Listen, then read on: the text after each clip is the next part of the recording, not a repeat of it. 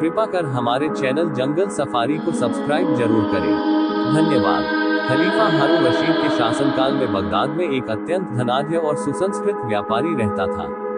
वह शारीरिक रूप से तो सुंदर था ही, मानसिक रूप से और भी सुंदर था। वहाँ के अमीर उमरा उसका बड़ा मान करते, यहाँ तक कि खलीफा के आवास के लोगों में भी वह विश्वस्त था और महल की उच्च सेविकाएं उसी के यहाँ से वस्त्राभूषण आदि लिया करती थी।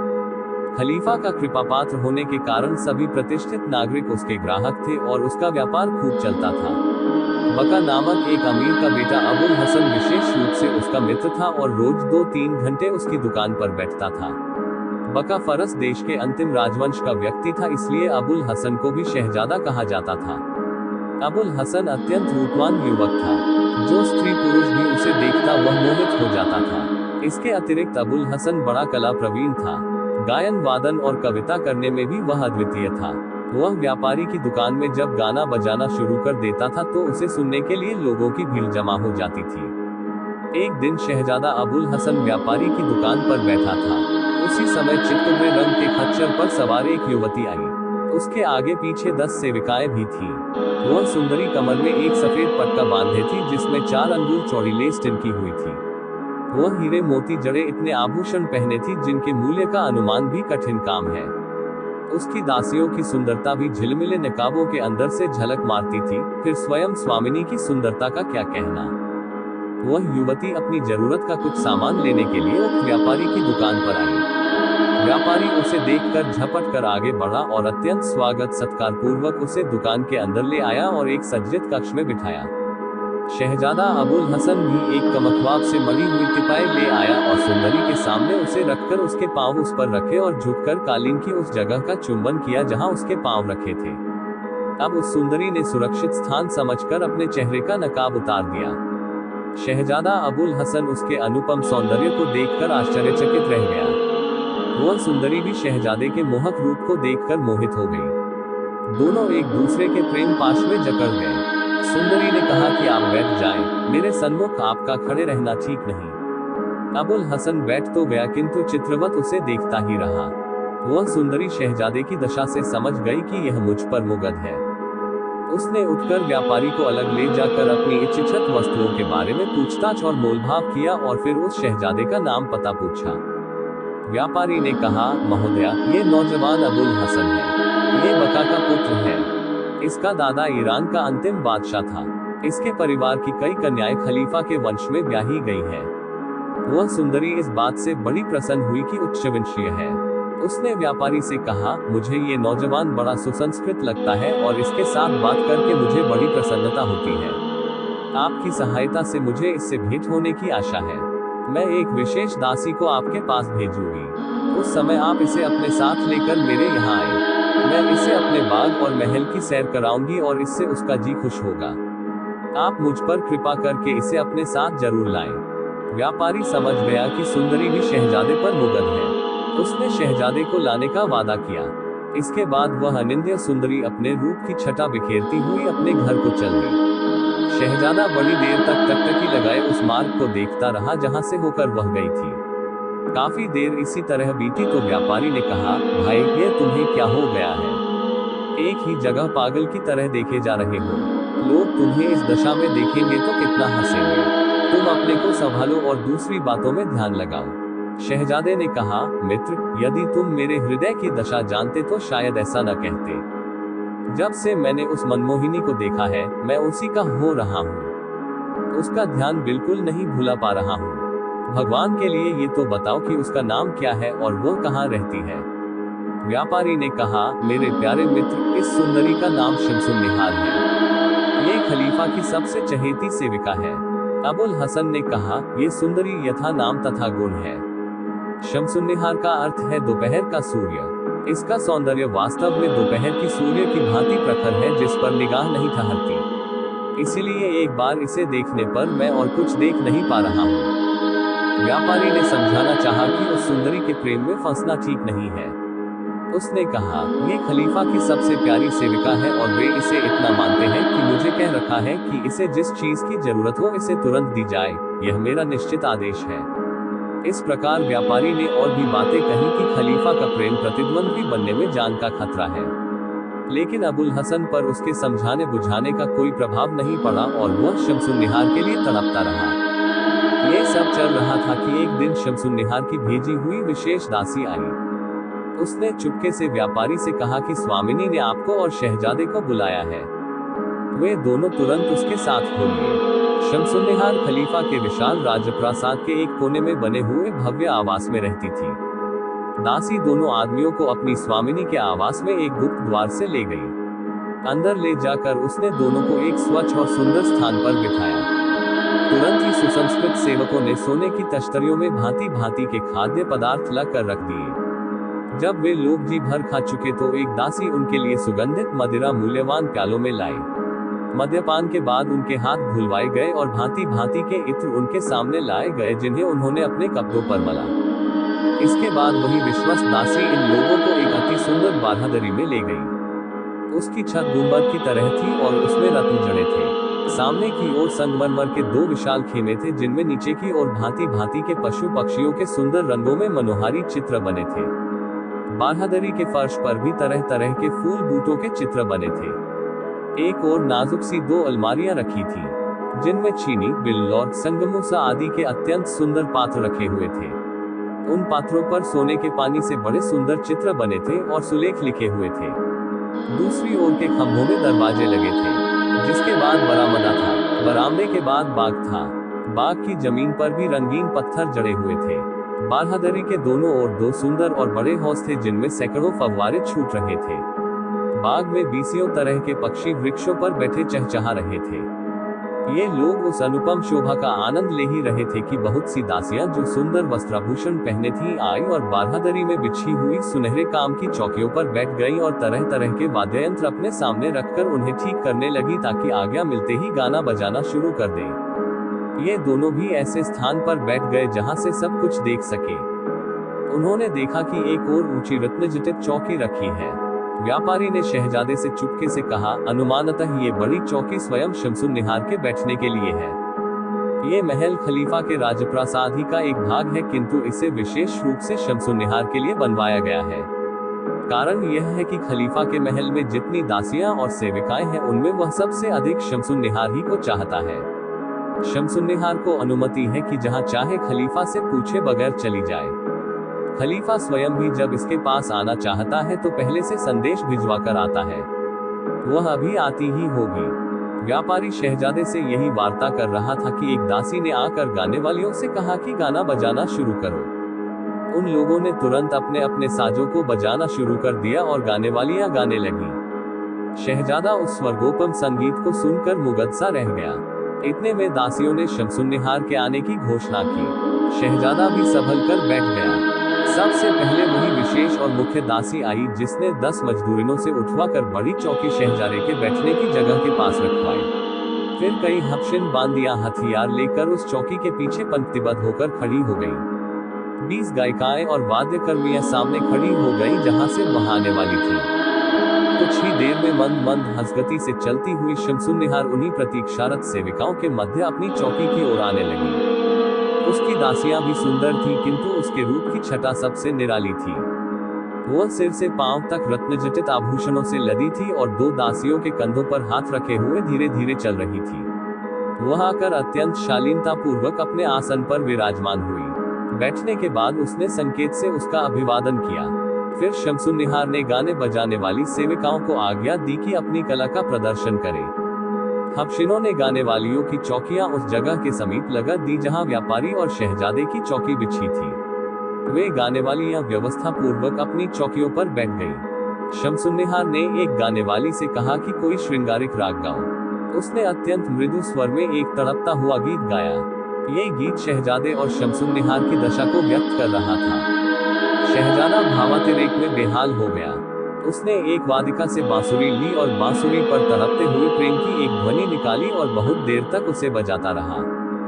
जब उसने बजाना खत्म किया तो शमसुन्निहार ने वही बांसुरी उससे ली और एक हृदयग्राही ध्वनि निकाली जिसमें शहजादे की बजाई रागिनी से अधिक तड़प थी। शहजादे ने फिर एक वाद्य यंत्र लिया और एक अति मोहक रागिनी उस पर बजानी शुरू की। अब ऐसा वातावरण हो गया कि शहजादा और शमसुन्निहार इतने प्रेम विह्वल हो गए कि उनका संयम जाता रहा। शमसुन्निहार अपनी चौकी से उठकर बारहदरी के अंदरूनी हिस्से में जाने लगी। शहजादा भी उसके पीछे चल दिया। 2 क्षण बाद ही दोनों आलिंगनबद्ध हो गए और सुध बुध खोकर जमीन पर गिर पड़े। दासियों ने दौड़कर दोनों को संभाला और वेदमुष्ट का अर्घ छिड़ककर दोनों को चैतन्य किया। शमसुन्निहार ने होश में आते ही पूछा कि व्यापारी कहाँ है। व्यापारी बेचारा अपनी जगह बैठा कांप रहा था। उसकी समझ में नहीं आ रहा था कि इस कांड की परिणति कहाँ होगी और खलीफा को ये हाल मालूम हो जाएगा तो क्या होगा। शहजादे ने आकर कहा कि शमसुन्निहार तुम्हें बुलाती है, तो वह उठकर उसके पास आया। शमसुन्निहार ने उससे कहा कि मैं आपकी बड़ी आभारी हूँ कि आपने शहजादे से मेरा मिलन करवा दिया। व्यापारी ने कहा, मुझे यह आश्चर्य है कि आप लोग एक दूसरे से मिलन होने पर भी इतने विह्वल क्यों हैं। शमसुन्निहार ने कहा कि सच्चे प्रेमियों की यही दशा होती है, उन्हें वियोग का दुख तो सालता ही है, मिलन में भी उनकी व्याकुलता कम नहीं होती। ये कहने के बाद शमसुन्निहार ने दासियों को भोजन लाने की आज्ञा दी। शमसुन्निहार, शहजादे और व्यापारी ने रुचिपूर्वक भोजन किया। फिर शमसुन्निहार ने शराब का प्याला उठाया और एक गीत गाकर उसे पी गई। दूसरा प्याला उसने शहजादे को दिया। उसने भी एक गीत गाकर प्याला पी लिया। यह आनंद मंगल हो ही रहा था कि एक दासी ने धीरे से कहा कि खलीफा का प्रधान सेवक मसरूर खलीफा का संदेश लाया है और आपकी प्रतीक्षा में खड़ा है। शहजादा और व्यापारी यह बात सुनकर बड़े भयभीत हुए और उनके मुंह पर हवाइयां उड़ने लगी। शमसुन्निहार ने उन्हें धीरज बंधाया और दासी से कहा कि तुम मसरूर को कुछ देर बातों में उलझाओ ताकि मैं शहजादे को छुपा सकूं। मैं शहजादे को छुपा लूंगी तो मसरूर को बुलाऊंगी। वह दासी गई तो शमसुन्निहार ने आज्ञा दी कि बारहदरी के दरवाजे बंद कर दो और बाग की तरफ लगे बड़े पर्दे गिरा दो ताकि रोशनी न आए। फिर उसने शहजादे और व्यापारी को बारहदरी के ऐसे कोने में बिठा दिया जहां से वे किसी को दिखाई न दे। ये सब करके उसने पूर्ववत गाने बजाने वालियों को कला प्रदर्शन की आज्ञा दी और आदेश दिया कि मसरूर को अंदर लाया जाए।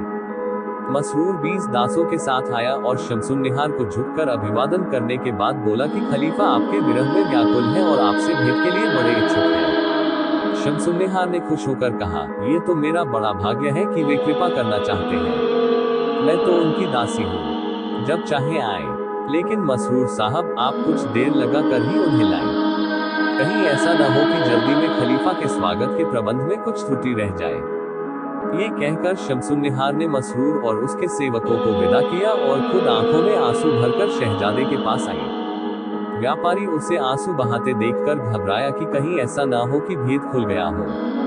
शहजादा भी प्रेम मिलन में यह अचानक व्याघात देखकर अत्यंत दुखी होकर आहें भरने लगा। इतने ही में एक विश्वसनीय दासी ने शमसुन्निहार से कहा कि आप बैठी क्या कर रही हैं? नौकर चाकर आने लगे हैं और खलीफा किसी भी समय आ सकते हैं। शमसुन्निहार ने सरदाह खींचकर कहा कि भगवान भी कैसा निर्दयी है कि मिलन होते ही विरह का दुख हम पर डाल दिया। ये कहकर उसने दासी से कहा, इन दोनों को ले जाकर उस मकान में रखो जो बाग के दूसरे कोने पर है। इन्हें बिठाकर मकान में ताला लगा देना। फिर अवसर पाने पर इन्हें मकान के गुप्त द्वार से निकालकर दजला नदी के किनारे ले जाकर नाव पर बिठा देना।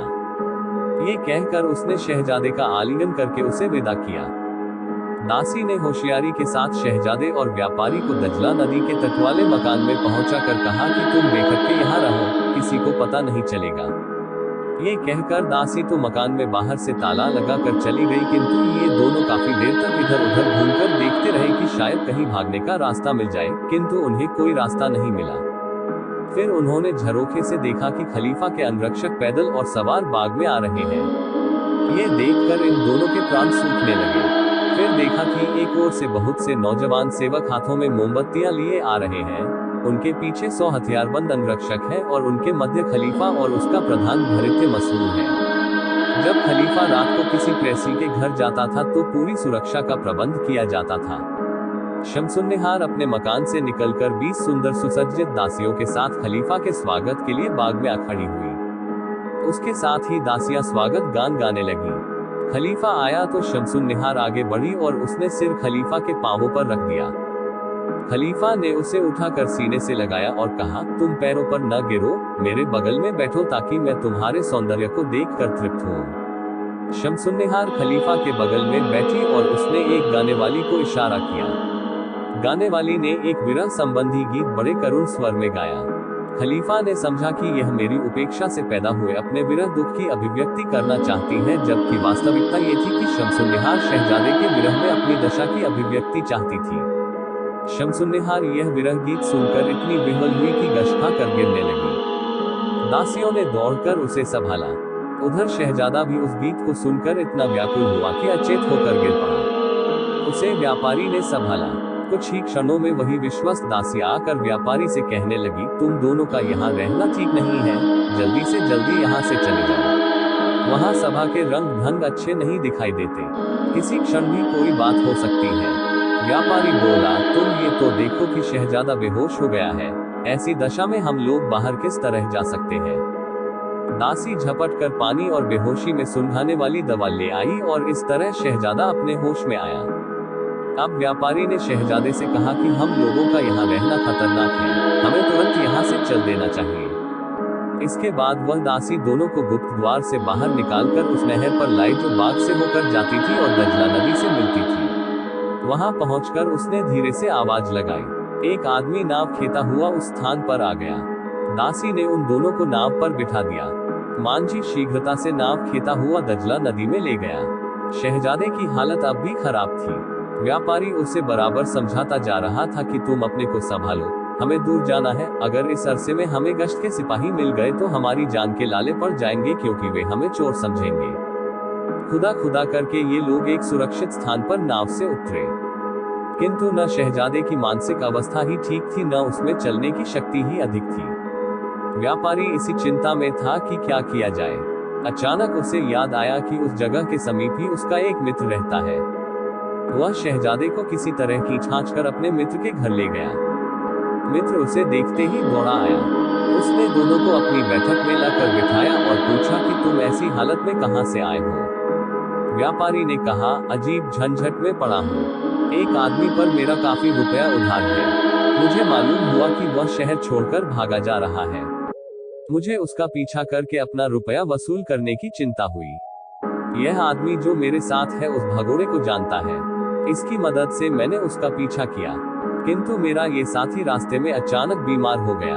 वह भगोड़ा भी मेरे हाथ से निकल गया और इस बीमार साथी को भी मुझे संभालना पड़ रहा है। अब हम लोग रात को यहाँ रहेंगे और सुबह ही यहाँ से चलेंगे। व्यापारी का मित्र शहजादे की चिकित्सा का यत्न करने लगा, किंतु व्यापारी ने कहा कि तुम कुछ चिंता न करो, ये रात भर आराम से सोएगा तो सुबह घर जाने योग्य हो जाएगा। मित्र ने दोनों के बिस्तर एक हवादार कमरे में लगा दिए। शहजादा सो तो गया, किंतु कुछ ही देर में उसने स्वप्न देखा कि शमसुन्निहार मूर्छित होकर खलीफा के पांवों में गिर पड़ी है। वह जागकर फिर रोने बिसूरने लगा। व्यापारी भी खुदा खुदा करके रात काट रहा था ताकि सुबह होते ही अपने घर पहुंचे। वह जानता था कि उसके घर वाले चिंता में पड़े होंगे, क्योंकि वह कभी रात को घर से बाहर नहीं रहता था। सुबह होते ही वह मित्र से विदा हुआ और शहजादे को लेकर अपने घर पहुंचा। उसे देखकर घर वालों को धैर्य हुआ। उसने बात बना दी कि व्यापार के एक जरूरी काम से उसे अचानक बाहर जाना पड़ गया था।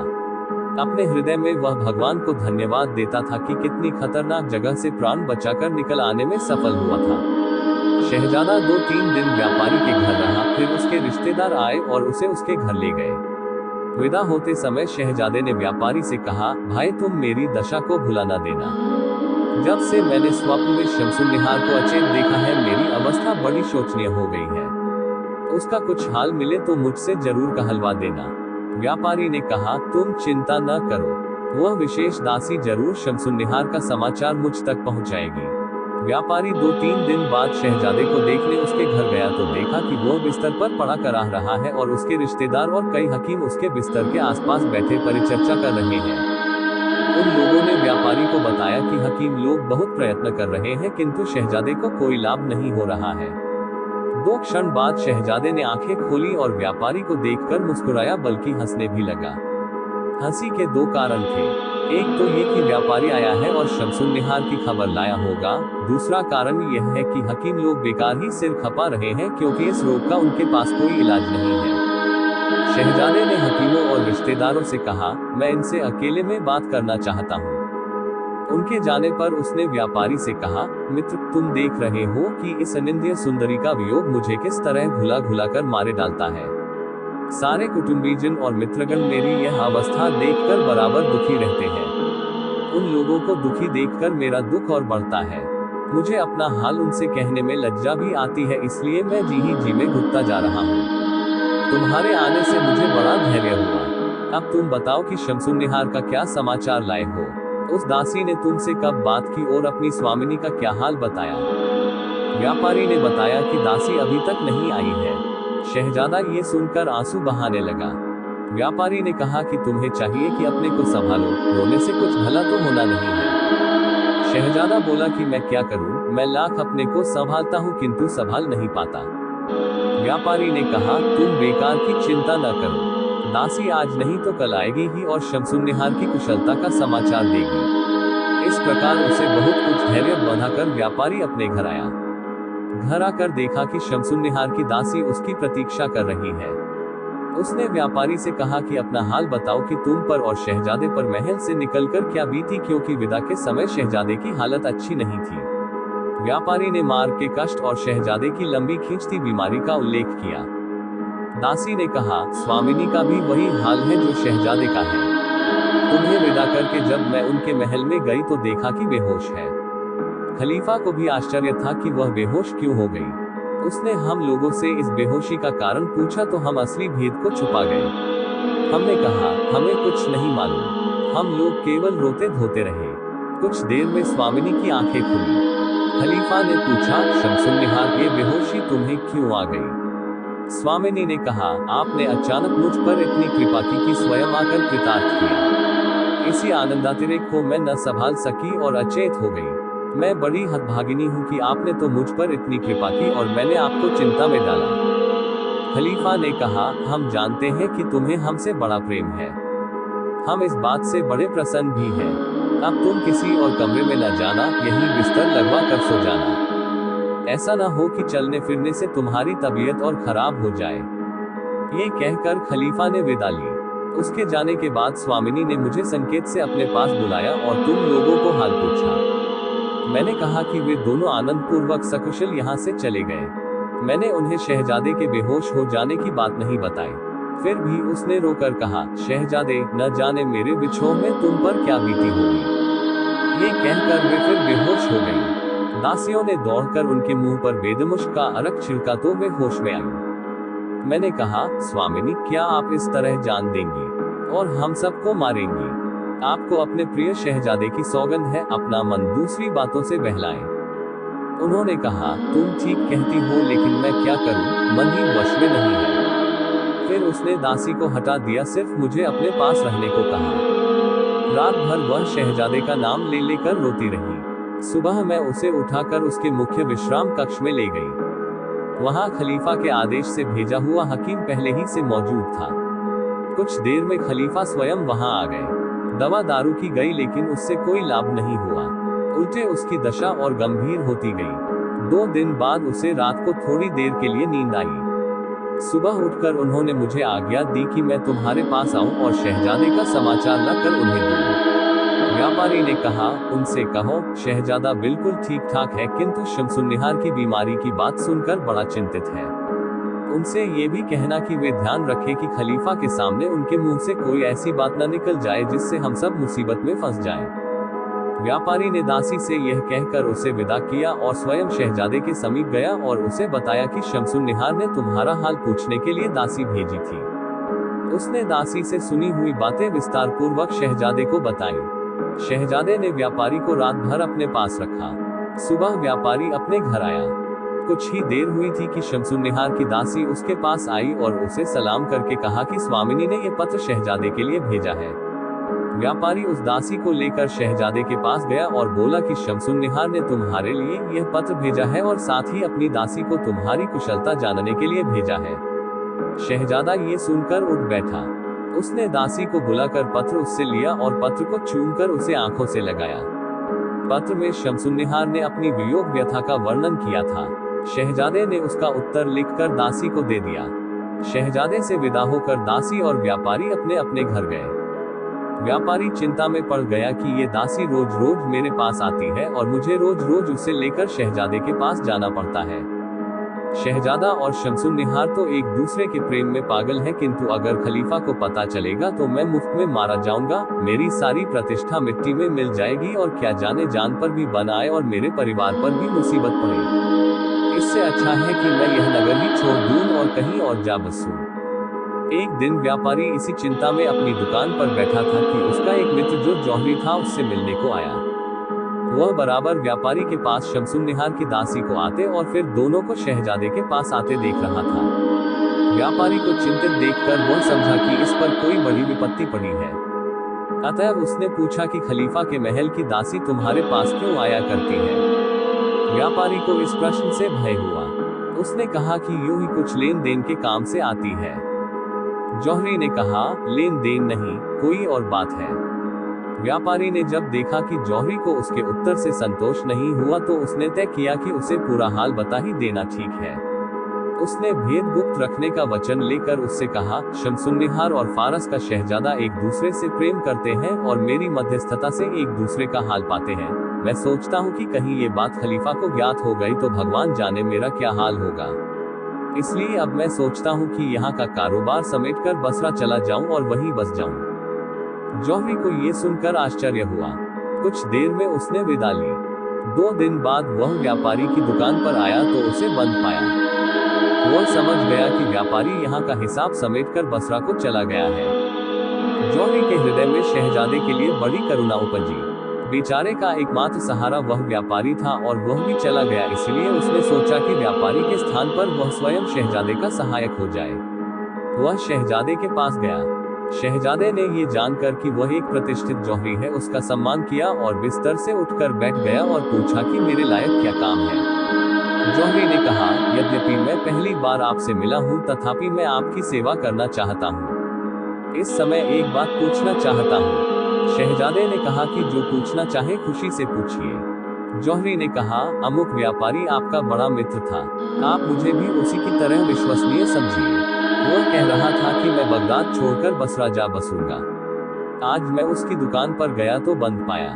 मैं समझता हूँ कि व्यापारी वास्तव में बसरा में जा बसा है। क्या आप बता सकेंगे कि उसके बगदाद छोड़ने और बसरा जाने के क्या कारण है? शहजादा जौहरी की बात सुनकर पीला पड़ गया और बोला, क्या तुम्हारी यह बात ठीक है कि व्यापारी बगदाद छोड़ गया? जौहरी ने कहा कि मेरा तो यही विचार है। शहजादे ने अपने एक नौकर से कहा कि व्यापारी के घर जाकर पता लगाए कि वह कहाँ है। सेवक ने कुछ देर बाद आकर कहा कि व्यापारी के घर वाले कहते हैं कि वह 2 दिन हुए बसरा चला गया है और वहीं रहेगा।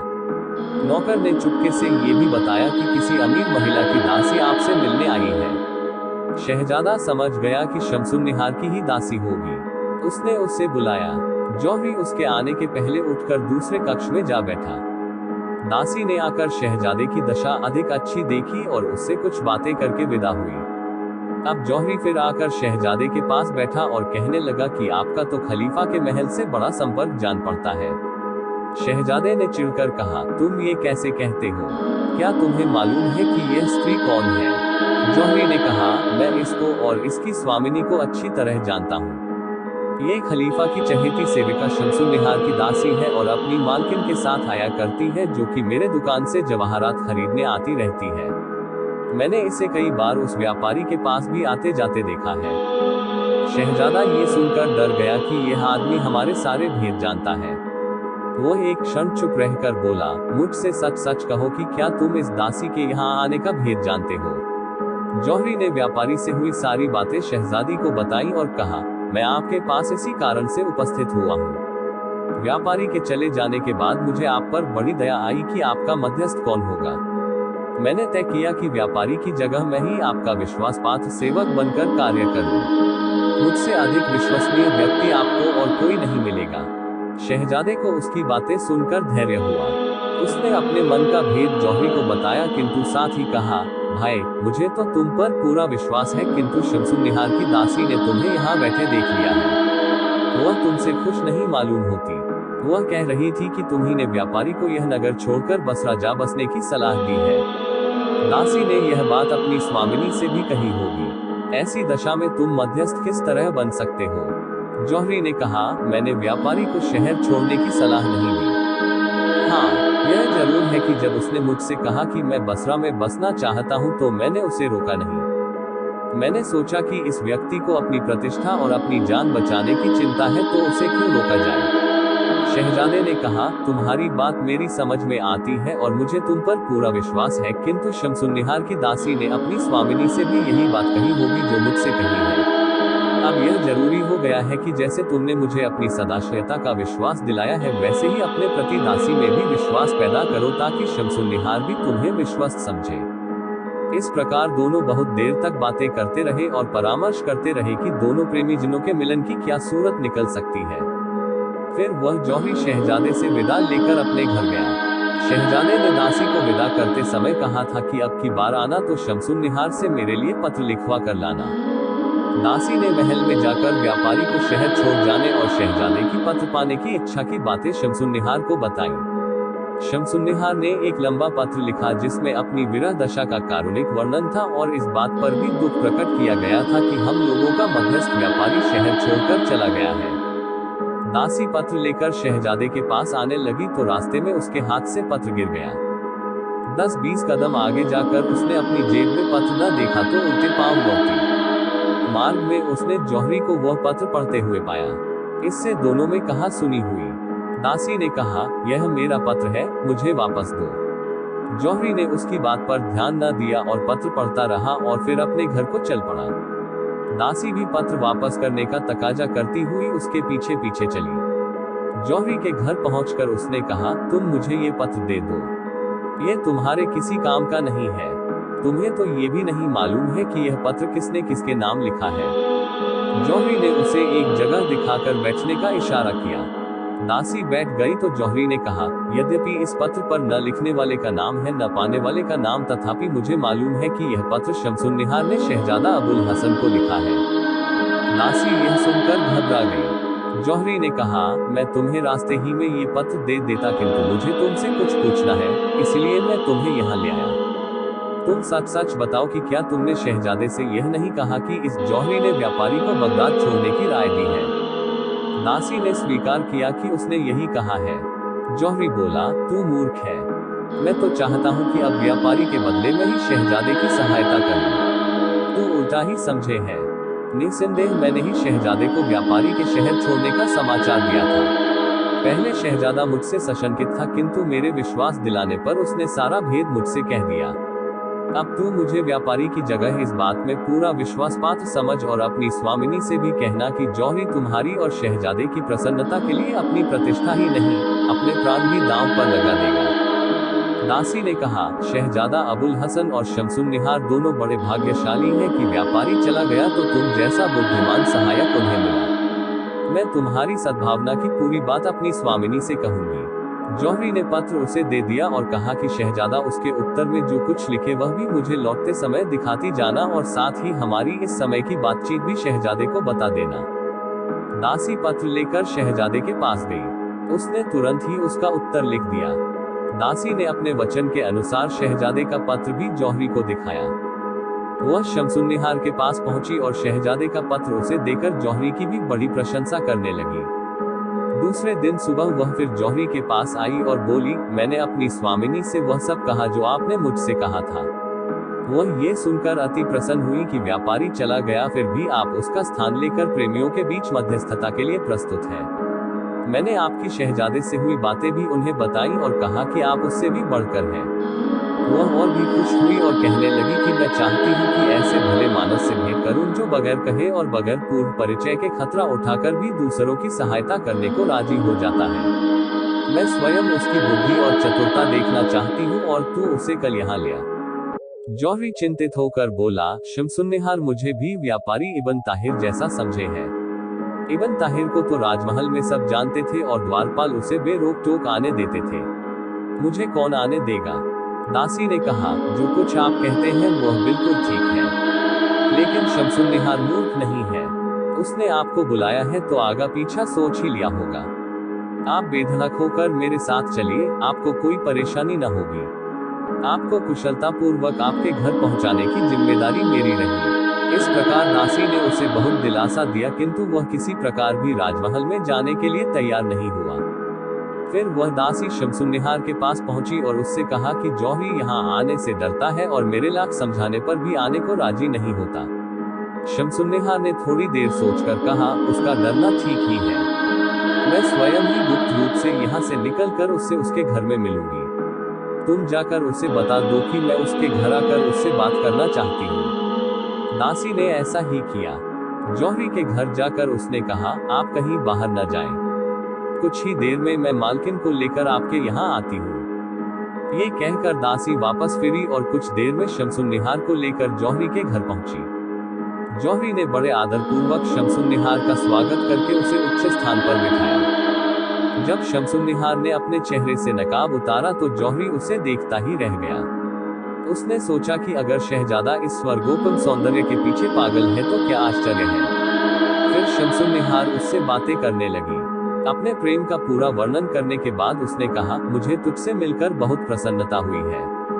भगवान की बड़ी कृपा है कि इब्न ताहिर के चले जाने के बाद उसने हम दो प्रेमियों को तुम्हारे जैसा सहायक दिया है।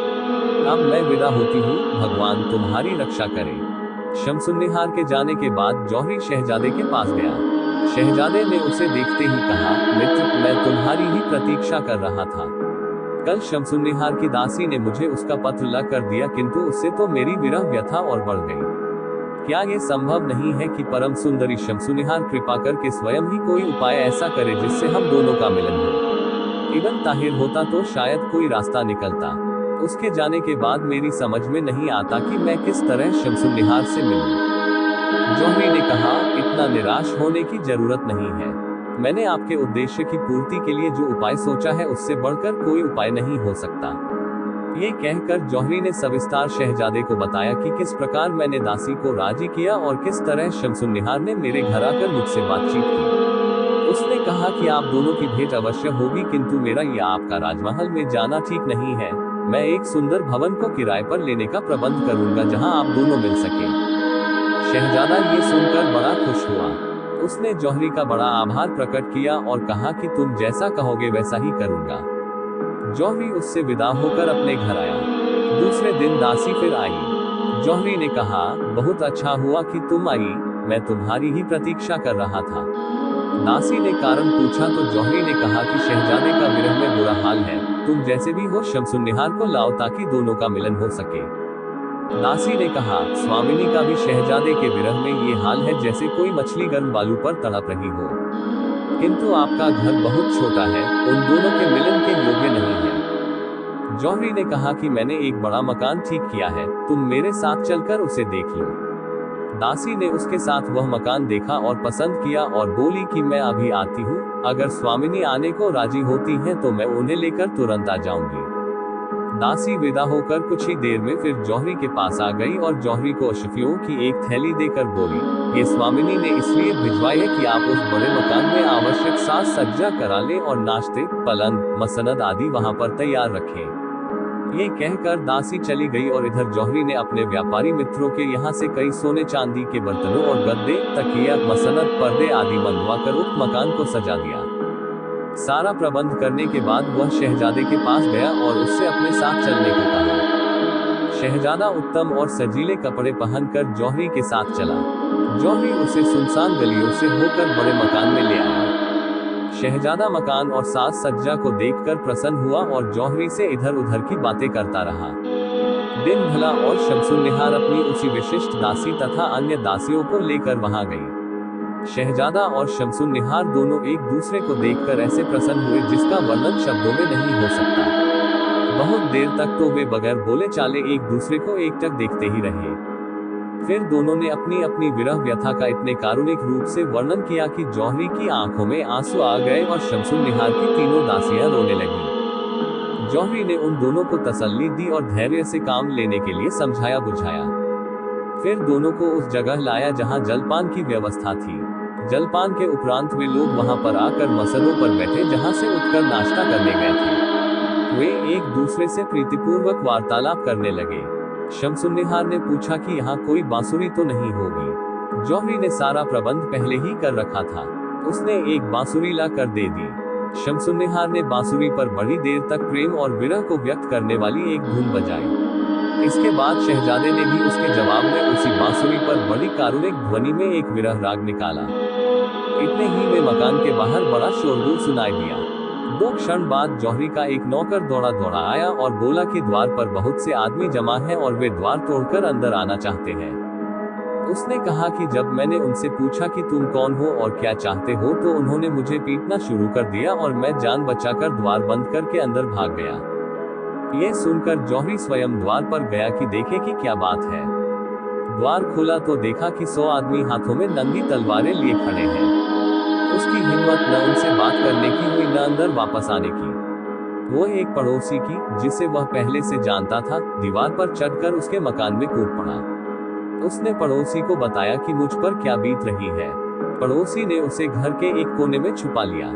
आधी रात को पड़ोसी की तलवार लेकर जौहरी बाहर निकला क्योंकि उस समय सारा शोर थम गया था और निस्तब्धता छा गई थी। बड़े मकान में देखा तो उसे सुनसान पाया। न वहाँ शहजादा या शमसुन्निहार या उनकी दासियां थीं, न कोई साज सामान या बर्तन भांडे। मकान में घूमते घूमते एक कोने में उसे एक आदमी का शब्द सुनाई दिया।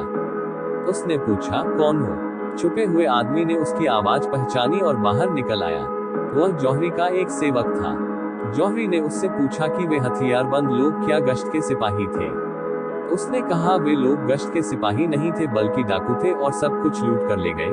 कई दिनों से ये लोग लूट मार कर रहे हैं और कई मोहल्लों में जाकर कई घरों में डाका डाल चुके हैं। जौहरी को भी विश्वास हो गया कि वे लोग डाकू ही थे क्योंकि वे सारी चीजें भी लूट कर ले गए थे। उसने शहजादा और शमसुन्निहार के साथ सारा साज सामान भी गायब देखा तो सिर पीटने लगा कि जिन मित्रों से वह चीजें मांग कर लाया था उन्हें क्या जवाब दूंगा।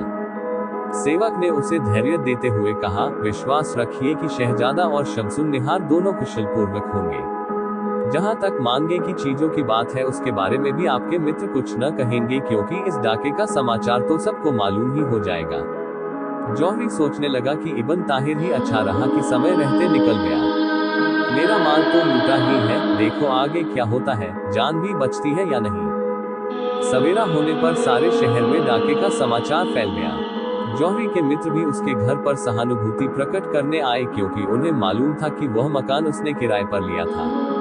जिन मित्रों से चीजें मांग कर लाया था उन्होंने तो कह दिया कि सामान की चिंता न करो, लेकिन जौहरी को शहजादा और शमसुन्निहार की चिंता होने लगी कि न जाने उन पर क्या बीत रही हो।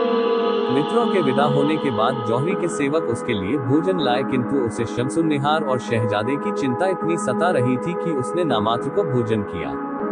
वह इसी तरह चिंता में पड़ा था कि दोपहर को एक सेवक ने उससे कहा कि एक आदमी आपसे मिलना चाहता है। उस आदमी ने अंदर जाकर जौहरी से कहा कि यहाँ नहीं, अपने किराए वाले बड़े मकान में चलो, वहीं तुमसे बात करूंगा। जौहरी को आश्चर्य हुआ कि इस अजनबी को ये कैसे मालूम है कि मैंने कोई मकान किराए पर लिया था। आदमी उसे घुमावदार गलियों से होकर ले चला और बोला कि इन्हीं गलियों से होकर डिकट कल तुम्हारे घर आए थे। जौहरी को ये तो आश्चर्य हो ही रहा था कि इसे सब बातें मालूम कैसे हैं। इस बात पर भी आश्चर्य और भय हो रहा था कि वह उसे उसके दूसरे मकान में भी नहीं ले जा रहा था बल्कि कहीं और ही ले जा रहा था। चलते चलते शाम हो गई। जौहरी बहुत थक भी गया था और उसका भय भी बहुत बढ़ गया था किंतु उसकी कुछ कहने की हिम्मत नहीं पड़ रही थी। शाम को वे लोग दजला नदी पर पहुंचे और नाव से नदी पार करके नदी पार वाले क्षेत्र में भी गलियों में चलते चलते एक मकान के सामने पहुंचे जहां खड़े होकर उस आदमी ने ताली बजाई। दरवाजा खुलने पर वह आदमी जौहरी को अंदर ले गया। अंदर 10 व्यक्ति बैठे थे जिन्होंने जौहरी का स्वागत किया और आदर पूर्वक अपने पास बिठाया। कुछ देर में उनका सरदार आया जिसके बाद सबने भोजन किया। भोजन के बाद उन लोगों ने जौहरी से पूछा कि क्या तुमने कभी पहले भी हमें देखा है। उसने कहा कि न तो मैंने पहले तुम लोगों ही को देखा न नदी पार के इस हिस्से की गलियां ही देखी। फिर उन लोगों ने कहा कि कल रात जो कुछ तुम्हारे साथ हुआ वह साफ साफ बताओ। जौहरी ने आश्चर्य से कहा कि तुम लोगों को ये कैसे मालूम कि कल रात मेरे साथ कोई विशेष घटना घटी थी। उन लोगों ने कहा कि हमें यह उस पुरुष और स्त्री से मालूम हुआ जो कल रात तुम्हारे साथ थे, लेकिन हम चाहते हैं कि तुम्हारे मुंह से पूरा विवरण सुने। जौहरी सोचने लगा कि कहीं यही तो वे डाकू नहीं है जो रात को आए थे। उसने कहा, भाई जो कुछ होना था वह हो गया किंतु मुझे असली चिंता उसी आदमी और उसी सुंदरी की है। तुम लोगों को उनका कुछ हाल मालूम हो तो बताओ। उन लोगों ने कहा कि तुम उन दोनों की चिंता छोड़ दो, वे दोनों कुशलता पूर्वक हैं। उन्होंने जौहरी को 2 कक्ष दिखाए और कहा, वे दोनों अलग अलग इन्हीं कमरों में हैं। उन्हीं से हमें तुम्हारा पता चला है और उन्होंने बताया है कि तुम उनके सहायक और मित्र हो। हम लोगों का काम किसी पर दया करना नहीं है, फिर भी हमने अपने स्वभाव के विपरीत उन दोनों को बड़ी सुख सुविधा के साथ रखा और उन्हें किसी प्रकार का कष्ट नहीं होने दिया, और हम तुम्हें भी कोई कष्ट नहीं होने देंगे। अब जौहरी को विश्वास हो गया कि वे डाकू हैं। उसने उनकी दया के लिए आभार प्रकट किया और शहजादे तथा शमसुन्निहार की प्रेम कथा आरंभ से पिछली रात तक विस्तार पूर्वक बताई। उन लोगों ने आश्चर्य से कहा, क्या ये सच है कि यह आदमी फारस के शहजादे बका का पुत्र अबुल हसन है और यह स्त्री खलीफा की प्रेसी शमसुन्निहार है? जौहरी ने कहा कि मैंने जो कुछ कहा है बिल्कुल सच कहा है। जब डाकुओं को जौहरी के कहने का विश्वास हुआ तो उन्होंने एक एक करके अबुल हसन और शमसुन्निहार के पास जाकर अपने अपराध के लिए क्षमा प्रार्थना की। उन्होंने कहा कि हम लोग आपको जानते नहीं थे, इसीलिए हमसे यह अपराध हुआ है। उन्होंने कहा कि हमने जो कुछ आपके घर से लूटा था वह सब का सब तो वापस नहीं कर सकते, क्योंकि उसमें से बहुत कुछ हमारे अन्य साथी ले गए हैं, किंतु सोने और चांदी के बर्तन जरूर यहाँ हैं, उन्हें हम वापस कर देंगे। उन डाकुओं ने बर्तन देकर उन तीनों से कहा कि हम तुम्हें सुरक्षा पूर्वक नदी के उस पार पहुंचा देंगे, किंतु तुम लोगों को यह वादा करना पड़ेगा कि हमारा भेद नहीं खोलोगे। उन तीनों ने कसम खाई कि हम लोग तुम्हारे बारे में किसी को नहीं बताएंगे। इसके बाद वे डाकू उन तीनों को एक नाव में बिठाकर नदी के पार तक छोड़ गए, किंतु जो ही वे तीनों तट पर उतरे कि गश्त के सिपाही इधर आ निकले। डाकू तो उन्हें देखते ही अपनी नाव तेजी से खेते हुए भाग गए, किंतु गश्त वालों ने इन तीनों को पकड़ लिया और पूछा कि तुम लोग इस निर्जन स्थान में क्या कर रहे थे? जौहरी ने सच्ची बात न बताई, बल्कि कहा कि डाकू दल मेरे घर डाका डालकर मुझे पकड़ ले गए और इन दोनों को भी मेरे यहाँ से पकड़ ले गए।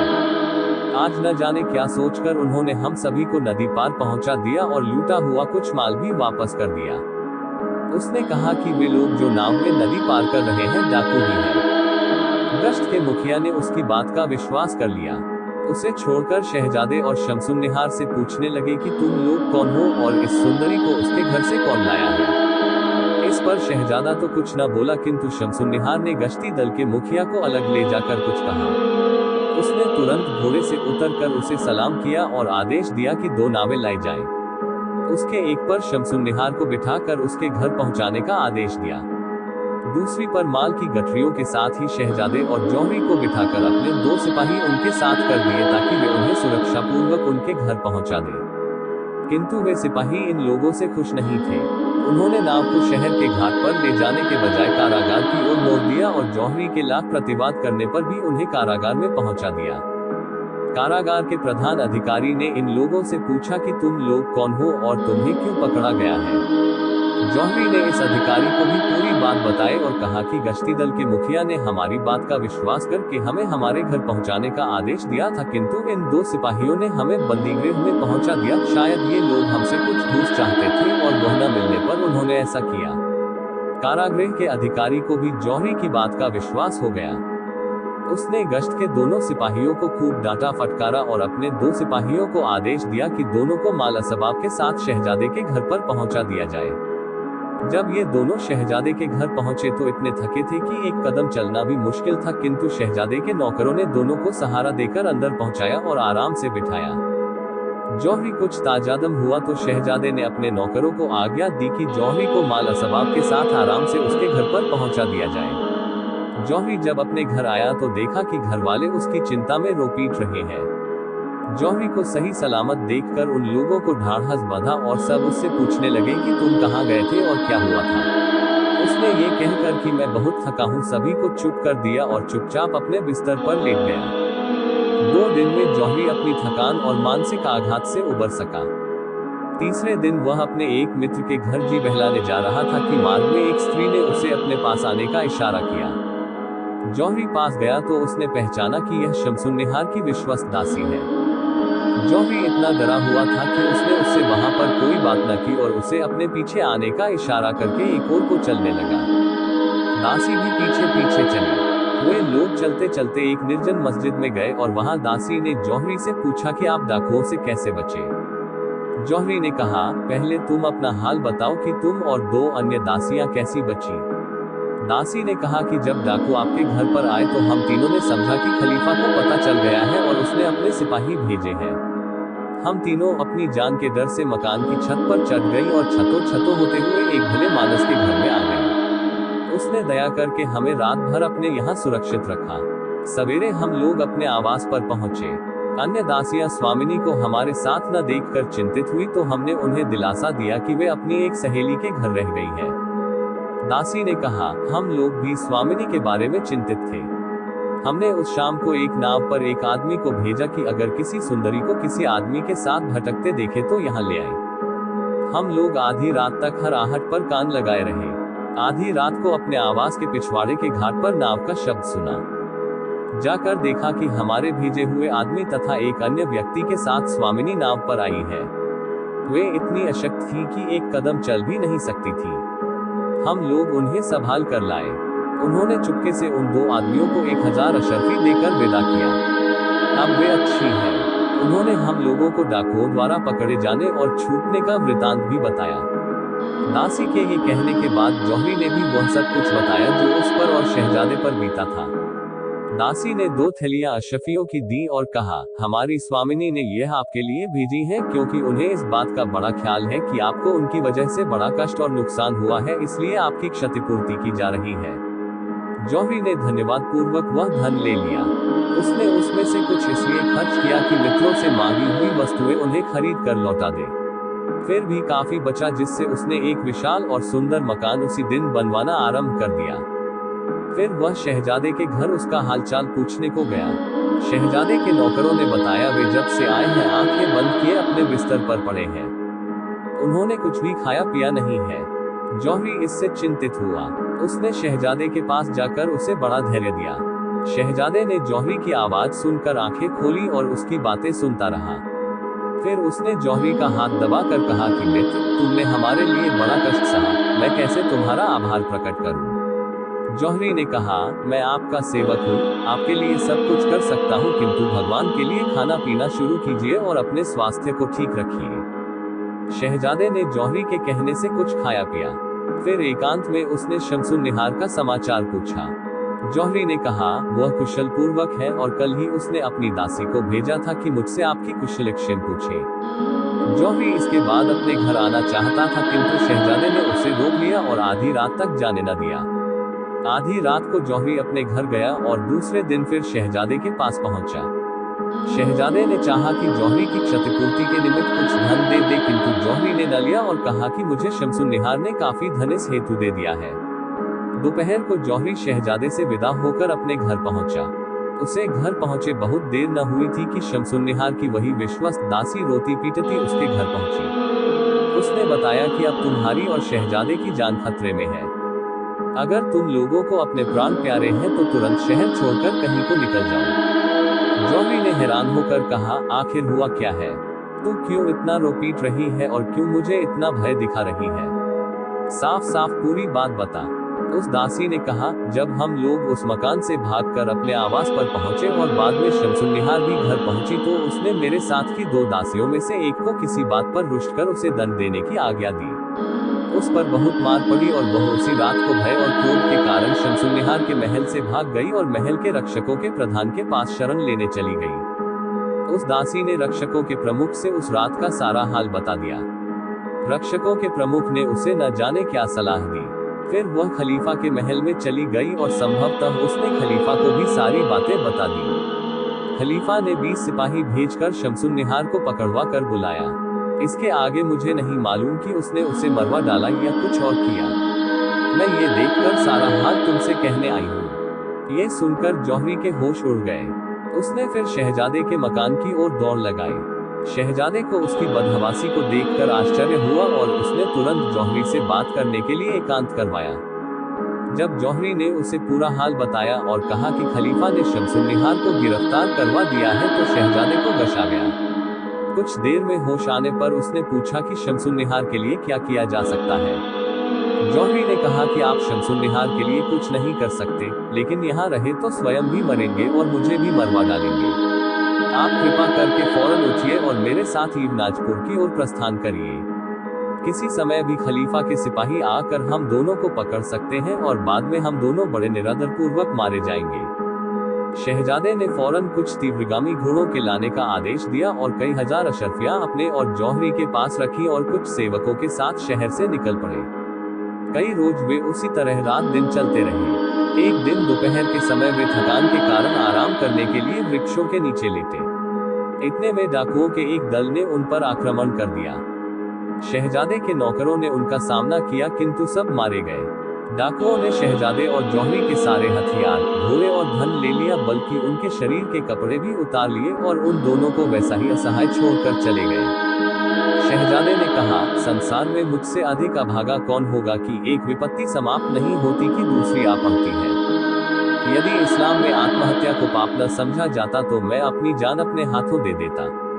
अब मैंने तय किया है कि यहाँ से कहीं नहीं जाऊंगा, बल्कि शमसुन्निहार की याद में यही जान दे दूंगा।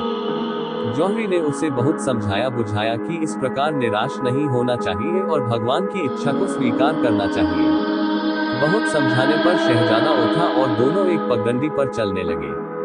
कई मील चलकर इन्हें एक मस्जिद मिली। वे दोनों भूखे प्यासे रात भर वहीं पड़े रहे। सवेरे एक भला मानस वहां नमाज पढ़ने आया। नमाज के बाद उसने दो आदमियों को एक कोने में दुबक कर बैठे देखा। उसने कहा कि तुम लोग परदेसी जान पड़ते हो। जौहरी ने कहा, हमारी दशा आप देख ही रहे हैं। हम लोग बगदाद से आ रहे थे कि रास्ते में डाकुओं ने हमें लूट लिया, कुछ भी हमारे पास न छोड़ा। उस आदमी ने कहा कि आप लोग मेरे घर चले और आराम करें। जौहरी बोला, कैसे चले? वे लोग हमारे कपड़े भी ले गए और हम नंगे बैठे हैं। उस आदमी ने बाहर जाकर अपने घर से दो चादरें ली और मस्जिद में आकर इन लोगों से चलने को कहा। अब जौहरी को कुछ और ही शक हुआ कि यह आदमी इतना कृपालु क्यों है। उसने सोचा कहीं ऐसा तो नहीं कि खलीफा ने हम लोगों की गिरफ्तारी के लिए इनामी इश्तिहार दिया हो और यह इनाम के लालच में हमें पकड़वाना चाहता हो। उसने कहा, आपकी कृपा के लिए धन्यवाद, किंतु बीमारी और भूख से मेरे साथी की हालत खराब हो गई है और वह चलने फिरने के योग्य नहीं है। उस भले आदमी ने एक नौकरानी से उन दोनों के लिए कुछ खाना भी भिजवा दिया। जौहरी ने पेट भर खाना खा लिया, किंतु शहजादे की हालत वास्तव में खराब थी। उससे एक कौर भी नहीं खाया गया। उसने समझ लिया कि मेरा अंत समय आ गया है और वह जौहरी से बोला, भाई अब मैं बच नहीं सकता। तुम देख ही रहे हो कि मैंने शमसुन्निहार के प्रेम में क्या क्या विपत्तियां उठाई और इस अंत समय में भी उसी की याद कर रहा हूँ। मुझे मरने का दुख नहीं है। अब तुमसे अंतिम प्रार्थना है कि मैं मर जाऊं तो मेरे शव को कुछ दिनों के लिए इसी भले आदमी की निगरानी में छोड़ना और बगदाद जाकर मेरी माता को मेरी मृत्यु की सूचना देना और कहना कि यहाँ से मेरी लाश उठवा कर ले जाएं और विधिपूर्वक दफन करवाएं। ये कहकर शहजादे ने अपने प्राण छोड़ दिए। जौहरी उसके लिए बहुत देर तक विलाप करता रहा। उस दिन उस भले आदमी के पास लाश रखवाकर एक यात्री दल के साथ बगदाद की ओर चला। बगदाद पहुंचकर उसने शहजादे की मृत्यु की सूचना उसकी मां को दी। बेचारी वृद्धा जवान बेटे के लिए सिर पीट पीट कर बहुत रोई। फिर कई सेवकों के साथ वहां गई जहां शहजादे का शव रखा हुआ था। इधर जौहरी अपने घर में बैठा शोक मना रहा था कि उसके पूरे प्रयत्नों के बाद भी इस प्रेम प्रसंग का ऐसा दुखद अंत हुआ। एक दिन वह इसी शोक में अपने घर के सामने घूम रहा था कि उसे शमसुन्निहार की वही विश्वस्त दासी मिली। वह उसे अपने घर में ले गया और उसे बताया कि उसकी सूचना के बाद जब शहजादे के साथ मैं भागा तो क्या हुआ और किस प्रकार उस शहजादे ने शमसुन्निहार की याद करते हुए प्राण छोड़ दिए। और अब शहजादे की मां अपने बेटे की लाश लेने गई है। ये सुनकर दासी भी सिर पीट पीट कर रोने लगी। बाद में दासी ने कहा, अब शमसुन्निहार भी इस दुनिया में नहीं है। खलीफा ने उसे पकड़वा मंगाया तो उसने खलीफा के सामने स्वीकार कर लिया कि वह अबुल हसन के प्रेम में पागल है। अबुल हसन का नाम लेने के साथ ही वह इस तरह तड़पने और छटपटाने लगी कि उसके सच्चे प्रेम से खलीफा भी प्रभावित हुआ और उसके हृदय में क्रोध के बजाय सहानुभूति जागृत हो गई। उसने शमसुन्निहार को गले लगाया और बहुत कुछ भेंट और पारितोषिक देकर उसे विदा किया। उसने अपने महल में आकर मुझसे कहा कि तूने मेरे साथ बड़ा उपकार किया है, किंतु मैं भी अब 2 घड़ी की मेहमान हूँ। मैंने उसे धैर्य दिया और कहा ऐसी बातें नहीं करनी चाहिए। शाम को खलीफा फिर उसके पास आया और गाना बजाना शुरू हुआ, किंतु प्रेम संगीत ने उसकी दशा खराब कर दी और वह मर गई। खलीफा ने पहले तो उसे बेहोश समझा और उसे होश में लाने के बहुत प्रयत्न करवाता रहा, किंतु जब निश्चय हुआ कि वह मर गई तो उसने शोक में आज्ञा दी कि समस्त वाद्य यंत्र तोड़ दिए जाएं। अब उस सभा में संगीत के बदले रुदन के स्वर उठने लगे। खलीफा खुद भी वहां अधिक न बैठ सका और अपने महल को चला गया। मैं रात भर स्वामिनी के शव के पास बैठी रही। सुबह मैंने लाश को नहलाया और महल के अंदर बड़े मकबरे में, जहां दफन होने की अनुमति शमसुन्निहार ने पहले ही खलीफा से ले ली थी, दफन किया। अब मैं चाहती हूँ कि जब शहजादे की लाश आए तो उसे भी स्वामिनी की कब्र के बगल में गाड़ा जाए, ताकि दोनों प्रेमी मरकर तो एक जगह रहें। जौहरी ने कहा कि खलीफा की अनुमति के बगैर यह कैसे संभव है। दासी ने कहा, इसकी चिंता न करें। खलीफा ने मुझसे कहा कि तू हमेशा उसकी वफादार रही, अब मरने के बाद भी उसकी सेवा में रह और उसकी कब्र की देखभाल कर। खलीफा ने मुझे वहां का सारा अधिकार दे दिया है। वैसे भी उसे शहजादे और शमसुन्निहार के प्रेम का हाल मालूम है और वह इस प्रसंग से नाराज भी नहीं है। जब शहजादे की लाश बगदाद पहुंची तो जौहरी ने उस दासी को इसकी सूचना भिजवाई। वहां कर शहजादे की लाश को शहजादे की माता की अनुमति